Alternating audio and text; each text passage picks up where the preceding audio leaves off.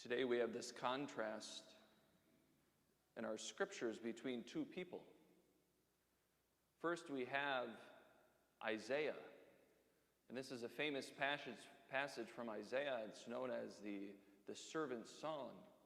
And here is Isaiah speaking about his faithfulness to God, that even though people will persecute him or pluck his beard, he will always remain faithful to the Lord.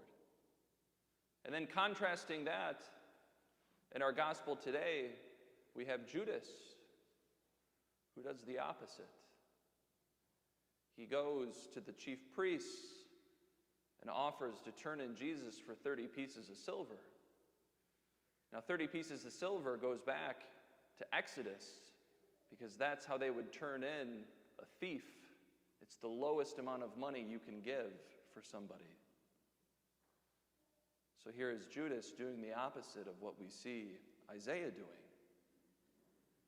And as we look at both of these people, we might relate to one or the other. But the reality is we're both.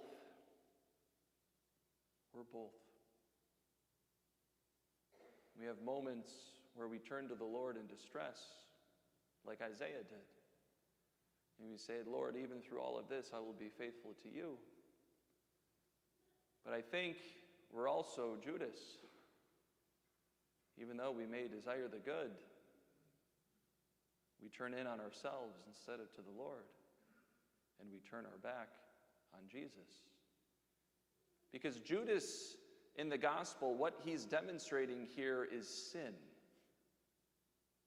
That's what his life shows. Because when we sin, we turn our back on God. And that's what we see in the person of Judas. So I think each of us here, including myself, we have moments of Isaiah, but we also have moments of Judas.